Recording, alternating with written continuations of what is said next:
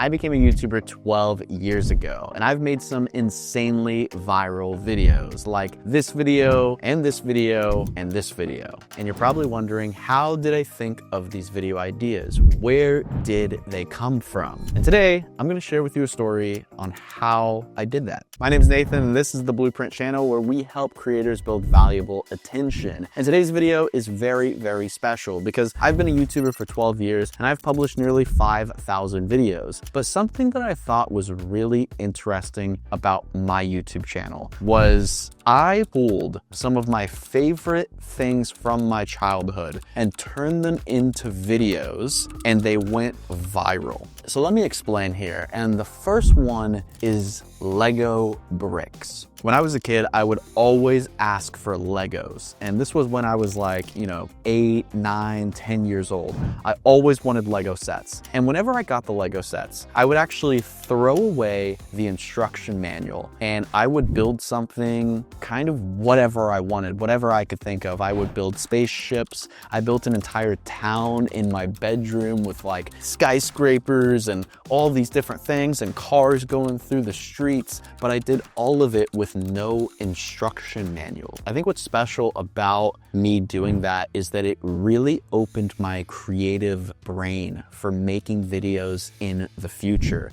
And then once I started making YouTube videos, I would transform my Lego ideas that I had as a kid into YouTube videos. When I was a kid, one of the things that I always wanted to do was make a life-size Lego house. I would always look at the house that I was living in and I was like, what if it was made of Legos? That would be so cool. And then eventually, when I got enough money from YouTube, I decided to make that a reality. And I made a life-size Lego house, and it ended up getting tens of millions of views. So I took things from my childhood and brought them into real life for my videos. I thought this was just such an interesting thing, but it happened more than just once. The other thing I loved doing as a kid is I loved RC cars. They were one of my favorite things. As a kid, I would enter RC car racing competitions. I was never that good at driving an RC car. I got last place like every single time,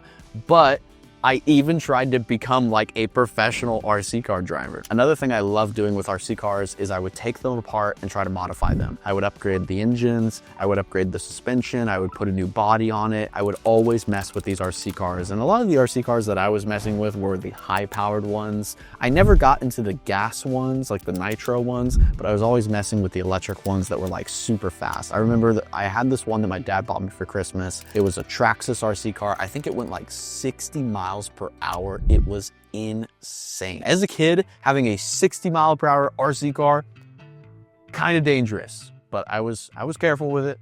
Nothing bad happened. Other than me hitting my friend with it. That did happen once. My friend was standing in the middle of the road and he was trying to jump over it and that didn't work. And I hit him at like 40 miles per hour and I almost broke his ankle. But anyways, that's the only thing that happened. One of the other things that I thought was interesting is I even took an RC car and I transformed it into a boat.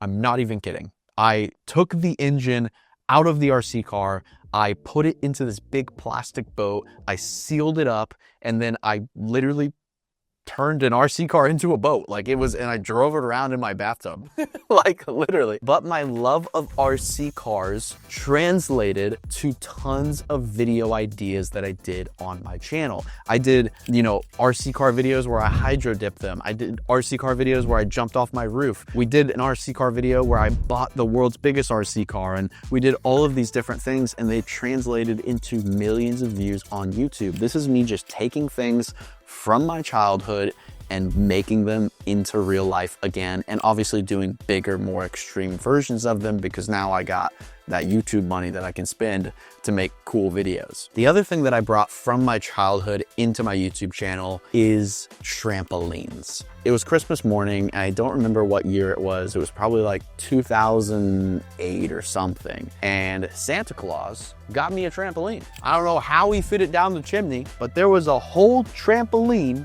in my living room when I was like, I don't know, I think it was like 10 years old. So I ended up taking this trampoline, I put it in my backyard, And I ended up jumping on this trampoline every single day after school. My friends would come over, we would play games on the trampoline, we would play hide and seek on the trampoline, we would play Marco Polo, we would learn how to do backflips. I even remember I got to a point where I was doing double backflips on this trampoline. Like, it was crazy. And then I would also start to go to gymnastic gyms, and I got really into parkour. So I was doing parkour, I was jumping off roofs, doing all these crazy things, but it all started from this trampoline. And my love for trampolines and doing crazy things translated into videos getting millions of views. So we did videos where we played hide and seek in a trampoline park. And then our most viral video is me turning my house into a trampoline park. So we took a bunch of trampolines, put them inside the house, and I think that video almost has 70 million views. But that idea came from my childhood, ultimately. I share this with you today because I thought it was just so interesting that some of the things I did when I was a kid helped me think of some of my most viral videos, which also built my brand, the Unspeakable brand, and helped me define who I was as a creator in the future. I just thought that was such an interesting story to share. So the lesson here is, what can you pull from your childhood? What can you pull from your early memories? Is there anything that you can use that as inspiration to create videos? Because odds are it might make a really, really good video. But thank you guys for watching. Definitely be sure to click that subscribe button. And also, if you want to learn all my strategies, all my secrets, and everything I know about making videos, check out Blueprint University. There's a link in the top of the description. But till next time, I'll see y'all next week.